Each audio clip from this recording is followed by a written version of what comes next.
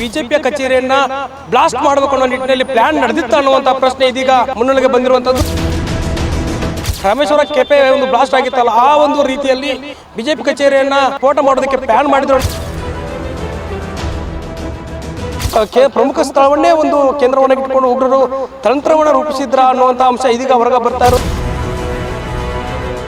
Silicon city ಬೆಂಗಳೂರಿನಲ್ಲಿ ನಡೆದಂತಹ Rameshwara ಕೆಪೆ ಬ್ಲಾಸ್ಟ್ನ charge sheet ಇದೀಗ ಹೊರಗೆ ಬಿದ್ದಿರುವಂಥದ್ದು. ಆ ಒಂದು ಚಾರ್ಜ್ ಶೀಟ್ನಲ್ಲಿ ಸಾಕಷ್ಟು ಪ್ರಮುಖವಾದಂಥ ಅಂಶಗಳು ಹೊರಗೆ ಬಂದಿದ್ದಾವೆ. ಅದರಲ್ಲೂ ಕೂಡ ಏನು ಬಿಜೆಪಿಯ ಕಚೇರಿಯನ್ನು ಬ್ಲಾಸ್ಟ್ ಮಾಡಬೇಕು ಅನ್ನೋ ನಿಟ್ಟಿನಲ್ಲಿ ಪ್ಲ್ಯಾನ್ ನಡೆದಿತ್ತು ಅನ್ನುವಂಥ ಪ್ರಶ್ನೆ ಇದೀಗ ಮುನ್ನೆಲೆಗೆ ಬಂದಿರುವಂಥದ್ದು. NIA ಅಧಿಕಾರಿಗಳು ಸಲ್ಲಿಸಿರುವಂಥ ಚಾರ್ಜ್ ಶೀಟ್ನಲ್ಲಿ ಈ ಒಂದು ಪ್ರಮುಖ ಅಂಶ ದಾಖಲಾಗಿದೆ. ಅದರಲ್ಲೂ ಕೂಡ ಏನು ರಾಮೇಶ್ವರ ಕೆಪೆ ಸ್ಫೋಟ ಆಗುತ್ತೆ, ಆ ಸ್ಫೋಟಕ್ಕಿಂತ ಮುಂಚೆ ಒಂದು ಪ್ಲ್ಯಾನ್ಗಳನ್ನು ಏನು ಟಾರ್ಗೆಟನ್ನು ಮಾಡ್ಕೊಂಡಿದ್ದಂಥ ಉಗ್ರರು ಈ ಒಂದು ಬಿಜೆಪಿ ಕಚೇರಿಯನ್ನು ಉಡಾಯಿಸಲು ಸಾಕಷ್ಟು ತಂತ್ರವನ್ನು ರೂಪಿಸಿದ್ರು. ಅದೇ ರೀತಿ ರಾಮೇಶ್ವರ ಕೆಪೆ ಒಂದು ಬ್ಲಾಸ್ಟ್ ಆಗಿತ್ತಲ್ಲ, ಆ ಒಂದು ರೀತಿಯಲ್ಲಿ ಬಿಜೆಪಿ ಕಚೇರಿಯನ್ನು ಇಲ್ಲಿ ಬಾಂಬ್ ಸ್ಫೋಟ ಮಾಡೋದಕ್ಕೆ ಪ್ಲ್ಯಾನ್ ಮಾಡಿದ್ರು ಅನ್ನುವಂಥ ಅಂಶವನ್ನು ಈಗ NIA ಅಧಿಕಾರಿಗಳು ಚಾರ್ಜ್ ಶೀಟ್ನಲ್ಲಿ ಉಲ್ಲೇಖ ಮಾಡಿರುವಂಥದ್ದು. ನಾನು ಬಿಜೆಪಿ ಕಚೇರಿ ಮುಂದೆ ಇದ್ದೇನೆ, ನೀವು ಇಲ್ಲಿ ನೋಡ್ತಾ ಇದ್ದೀರಾ. ಇದು ಬೆಂಗಳೂರಿನ ಕೇಂದ್ರ ಕಚೇರಿ ಜಗನ್ನಾಥ ಭವನದಲ್ಲಿರುವಂಥ ಭಾರತೀಯ ಜನತಾ ಪಾರ್ಟಿಯ ಕಚೇರಿಯ ಒಂದು ಏನು ಬೃಹದಾಕಾರದ ಕಟ್ಟಡ ಇದೆ. ಈ ಕಟ್ಟಡದಲ್ಲಿ ರಾಮೇಶ್ವರ ಕೆಪೆ ಮಾದರಿಯಲ್ಲಿ ಇದನ್ನು ಬ್ಲಾಸ್ಟ್ ಮಾಡಬೇಕು ಅನ್ನೋ ನಿಟ್ಟಿನಲ್ಲಿ ಉಗ್ರರು ಪ್ಲ್ಯಾನನ್ನು ಮಾಡ್ಕೊಂಡಿದ್ರು ಅನ್ನುವಂಥ ಅಂಶವನ್ನು ಇದೀಗ NIA ಅಧಿಕಾರಿಗಳು ಹೊರಗೆ ತಂದಿದ್ದಾರೆ. ರಾಮೇಶ್ವರ ಕೆಪೆಯ ಒಂದು ತನಿಖೆಯನ್ನು NIA ಅಧಿಕಾರಿಗಳು ನಡೆಸಿದ್ರು.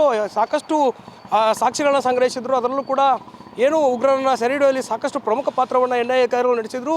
ರಾಮೇಶ್ವರ ಕೆಪೆಯ ಒಂದು ತನಿಖೆಯ ಒಂದು ವೇಳೆ ಚಾರ್ಜ್ ಶೀಟ್ ಸಲ್ಲಿಸಿರುವಂಥ ಚಾರ್ಜ್ ಶೀಟ್ ಅಂಶಗಳು ಇದೀಗ ಏನು ಸಬ್ಮಿಟ್ ಆಗಿರುವಂಥದ್ದು. ಹೀಗಾಗಿ ಈ ಒಂದು ಚಾರ್ಜ್ ಶೀಟ್ನ ಪ್ರತಿಗಳು ಇಲ್ಲಿ ಸಿಕ್ಕಿರುವಂಥದ್ದು. ಹೀಗಾಗಿ ಈ ಪ್ರತಿಯಲ್ಲಿ ಉಲ್ಲೇಖ ಆಗಿರುವಂಥ ಅಂಶವನ್ನು ನಾವು ಗಮನಿಸಿದರೆ ಬೆಂಗಳೂರಿನ ಬಿಜೆಪಿ ಕಚೇರಿನ ಬ್ಲಾಸ್ಟ್ ಮಾಡುವಂಥ ಅಂಶ ಇಲ್ಲಿ ಸ್ಫೋಟಕವಾದಂಥ ಒಂದು ಅಂಶವನ್ನು ಇಲ್ಲಿ NIA ಅಧಿಕಾರಿಗಳು ಉಲ್ಲೇಖಿಸಿದ್ದಾರೆ. ಹೀಗಾಗಿ ಆ ಒಂದು ಕೋರ್ಟ್ಗೆ ಪ್ರತಿಯನ್ನು ಸಲ್ಲಿಸಿದ್ದಾರೆ. ಹೀಗಾಗಿ ನಾವು ದೃಶ್ಯಗಳನ್ನು ಕೂಡ ಗಮನಿಸೋದೇನು, ಬಿಜೆಪಿ ಕಚೇರಿಗೆ ಸಾಕಷ್ಟು ದಿನನಿತ್ಯ ಜನರು ಬರ್ತಾರೆ, ಸಾಕಷ್ಟು ಕಾರ್ಯಕರ್ತರು ಬರ್ತಾರೆ. ಅದರಲ್ಲೂ ಕೂಡ ಜನರು ಇಲ್ಲಿ ತಮ್ಮ ಅಹವಾಲುಗಳನ್ನ ಸೇರಿಸೋದಕ್ಕೆ ಬಂದರೆ ಇತ್ತ ಪ್ರಮುಖ ನಾಯಕರು ಕೂಡ ಇದೇ ಕಚೇರಿಯಲ್ಲಿ ದಿನನಿತ್ಯ ಇರ್ತಾರೆ. ಯಾಕಂತಂದರೆ ರಾಜ್ಯದ ಬಿಜೆಪಿಯ ರಾಜ್ಯಾಧ್ಯಕ್ಷ ವಿಜೇಂದ್ರ ಆಗಿರ್ಬೋದು, ವಿರೋಧ ಪಕ್ಷದ ನಾಯಕ ಆರ್ ಅಶೋಕ್ ಆಗಿರ್ಬೋದು, ಸಾಕಷ್ಟು ಹಲವು ಪ್ರಮುಖ ನಾಯಕರು ಕೂಡ ಈ ಒಂದು ಕಚೇರಿಯಲ್ಲಿ ತಮ್ಮ ಸಭೆಗಳ ಮೇಲೆ ಸಭೆಯನ್ನು ನಡೆಸಿ ಒಂದು ಮುಂದಿನ ಕಾನೂನು ಹೋರಾಟಗಳು ಯಾವುದು ರಾಜ್ಯ ಸರ್ಕಾರದಲ್ಲಿ ಆಗ್ತಿರುವಂಥ ಅನ್ಯಾಯಗಳನ್ನ ತಡೆಯುವಂಥ ನಿಟ್ಟಿನಲ್ಲಿ ಚರ್ಚೆಗಳನ್ನ ಮಾಡ್ತಾರೆ. ಹೀಗಾಗಿ ಈ ಒಂದು ಪ್ರಮುಖ ಸ್ಥಳವನ್ನೇ ಒಂದು ಕೇಂದ್ರವನ್ನಾಗಿಟ್ಟುಕೊಂಡು ಉಗ್ರರು ತಂತ್ರವನ್ನು ರೂಪಿಸಿದ್ರ ಅನ್ನುವಂಥ ಅಂಶ ಇದೀಗ ಹೊರಗೆ ಬರ್ತಾ ಇರೋದು. ಯಾಕಂದರೆ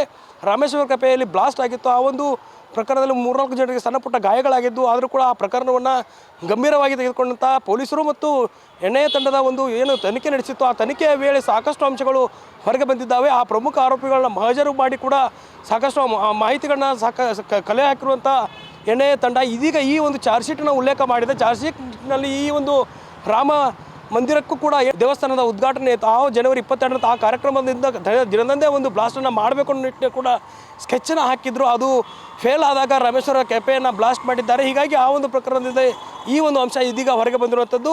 ಈ ಒಂದು ಪ್ರಕರಣವನ್ನು ಯಾವ ರೀತಿ ರಾಜ್ಯ ಸರ್ಕಾರ ಗಂಭೀರವಾಗಿ ತೆಗೆದುಕೊಳ್ಳುತ್ತೆ ಮತ್ತು ಯಾವ ರೀತಿ ಅಂತ ಭದ್ರತೆಯನ್ನು ಒದಗಿಸುತ್ತೆ ಅನ್ನೋದನ್ನು ನೋಡಬೇಕಾಗತ್ತೆ. ನಾವು ಇಲ್ಲಿ ಭದ್ರತೆಗಳನ್ನು ನೋಡಿದರೆ ಯಾವುದೂ ಕೂಡ ಸಾಕಷ್ಟು ಸುರಕ್ಷಿತವಾಗಿಲ್ಲ ಅನ್ನೋಂಥ ಒಂದು ಮಾತನ್ನು ಹೇಳಿದರೆ, ಇತ್ತ ಉಗ್ರರು ದುಷ್ಟರು ಯಾವ ರೀತಿಯಾದಂಥ ಸಂಚನ್ನು ಹಾಕಿದ್ರು ಕೂಡ ಅದನ್ನು ತಡೆಯುವಂಥ ಕೆಲಸಕ್ಕೆ ಮುಂದಾಗಬೇಕು ಅನ್ನುವಂಥ ಮಾತನ್ನು ಇಲ್ಲಿ ನಾವು ನೋಡ್ಬೋದಾಗಿದೆ. ಕ್ಯಾಮ್ರಾ ಪರ್ಸನ್ ಪವನ್ ಜೊತೆ ದುರ್ಗೇಶ್ ನಾಯಕ, guarantee news, Bengaluru. Guarantee news, ಸುದ್ದಿ ಖಚಿತ, ನ್ಯಾಯ ನಿಶ್ಚಿತ.